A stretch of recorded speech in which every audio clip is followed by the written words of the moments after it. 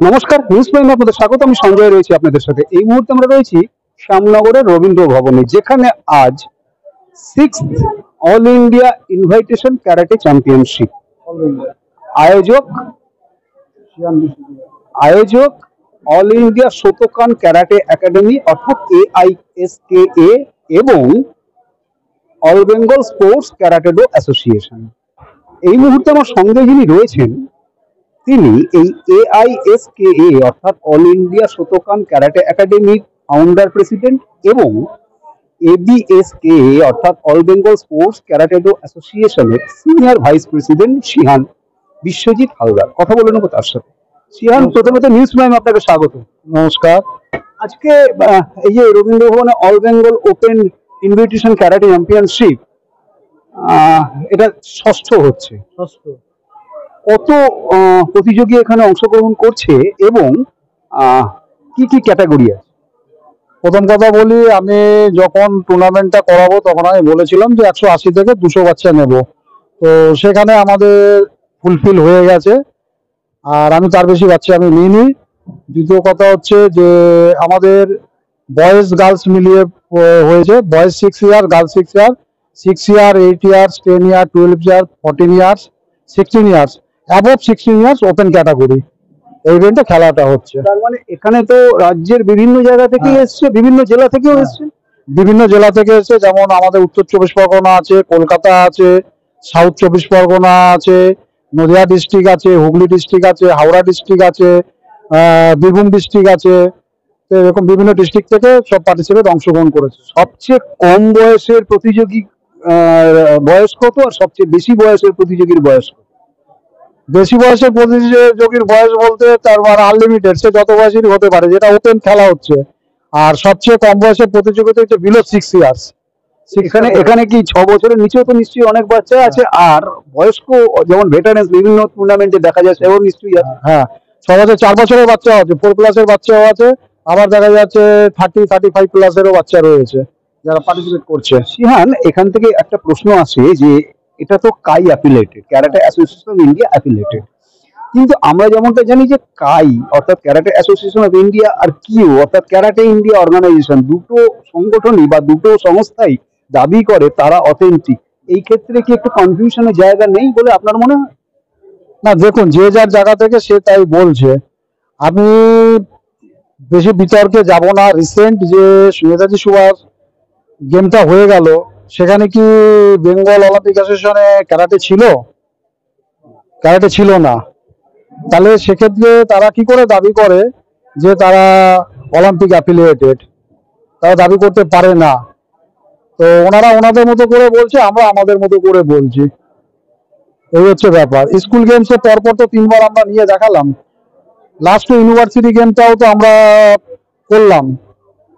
তো সেখানে যার যার মতামত সে তার ব্যক্ত করছে, আর কিছু না। অর্থাৎ ক্যারাটে অ্যাসোসিয়েশন অফ ইন্ডিয়ার যেটা অ্যাফিলিয়েশন সেটাই অথেন্টিক, এবং যেহেতু বেঙ্গল অলিম্পিক অ্যাসোসিয়েশনে এখনো ক্যারাটে ইনক্লুডেড নয় এই মুহূর্তে, অর্থাৎ কেউই সেইভাবে দাবি করতে পারে না। কিন্তু যেহেতু karate association of India original সংস্থা ছিল, তাই আমাদের মনে একটা ধারণা হতেই পারে যে এটাই আগামী দিনে হয়তো অথেন্টিকেশনের দিকে যাচ্ছে। একদম ঠিক কথা বলেছেন, এটাই যাচ্ছে এবং আগামী দিন এটাই হবে। এটা আমাদের সবার মানে আশা করছি আমরা, এটাই হওয়া উচিত। আজকে যে ষষ্ঠ এই ক্যারাটে চ্যাম্পিয়নশিপ হচ্ছে, আগামী দিনে আজকে যেরকম 150 থেকে 200 বাচ্চা এসছে, প্রতিযোগী এসছে, আগামী দিনে নিশ্চয়ই আরো প্রতিযোগীর সংখ্যা বাড়বে। তো সপ্তমটা কি আরো বড়ভাবে করার পরিকল্পনা আছে? হ্যাঁ, যেহেতু ওই হলটার পরিকাঠামো খুব একটা বড় না, তার জন্য আমি বলেছিলাম 180 থেকে 200 বাচ্চা। কিন্তু আমি নেক্সট ইয়ার আমার আবার টার্গেট করছি, সেখানে আমি একটা বিশাল বড় টুর্নামেন্ট করানোর চিন্তা ভাবনা করছি। দেখা যাক সেখানে। আমি তো মানে 7,000 স্টুডেন্ট টার্গেট রেখেছি সেই প্রোগ্রামের জন্য, এবং সেটা কিভাবে হতে পারে সেটা আপনারা ভালোই জানেন যে কত বড় তাহলে সেই জায়গা দরকার, প্রোগ্রাম অর্গানাইজার দরকার। এবং আমি একটা কথা আপনাদের বলতে চাই, আমাকে কিছু মানুষ খুব হেল্প করেছে, বিভিন্ন স্কুল থেকে আমি প্রচুর হেল্প পেয়েছি, বিশেষ করে জেড একাডেমি থেকে আমার একটা হেল্প এসছে। এবং আমাদের যে আজকের চিফ গেস্ট আছেন MLA সোমনাথ শ্যাম, উনি আমাকে ভীষণভাবে সাহায্য করেছেন এবং আগামী দিনে আরো সাহায্যের হাত বাড়িয়ে দেবেন বলেছেন। নিউজ প্রাইমের দর্শকদের উদ্দেশ্যে যদি কোনো বার্তা দিতে চান? আমি এটাই বলবো যে দর্শকদের যে আপনারা যখন বাচ্চা কোনো জায়গায় ভর্তি করছেন আগে দেখে নেবেন সেই জায়গাটা সঠিক কিনা। সবাই বলে যে আমরা সঠিক, কিন্তু সঠিক বেঠিক সেটা আপনারা সিদ্ধান্ত নেবেন। এবং অনেক ভুয়ো সংস্থা আছে যারা বিভিন্ন নাম দিয়ে চালাচ্ছে। রিসেন্টলি আমার কাছে একটা কাগজ এসছে, সেখানে ক্যারাটে অ্যাসোসিয়েশন অফ ইন্ডিয়া, সেন্সারের নামটা আমি বললাম না। তো আমি যখন তাকে ফোন করলাম বলছে আমি কিউকুশিং করি। আমি বললাম তাহলে আপনি কি করে এটা ইউজ করছেন? বলে না, আগে এটা ইউজ করেছিলাম, যেহেতু কিউকুশিং অফিসিয়াল গেম নেই, কোনো গভর্নমেন্টের গেম নেই, তার জন্য আমি এই সংস্থা থেকে অ্যাফিলিয়েশন নিয়েছি। আলাম এটা তো আপনার ঠিক কাজ না, আপনি করছেন কিউকুশিং বলছেন আপনি। তো এই জায়গাগুলো কিন্তু প্রচুর এরকম ভুয়ো ভুয়ো প্রচুর আছে। আমাদের কাছে হয়তো 2-3টে খবর আছে, কিন্তু সবাই আজকাল দেখছি কায়ের লোগো পরে ঘুরছে, সে অরিজিনাল কায়ের মেম্বারই নয়।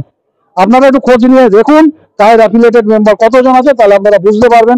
আজকে এখানে যারা প্রোগ্রামে এসছে আমি নন অ্যাফিলিয়েটেড কোনো মেম্বারকে ডাকিনি, যারা কাই অ্যাফিলিয়েটেড মেম্বার আমি তাদেরই এখানে ডেকেছি।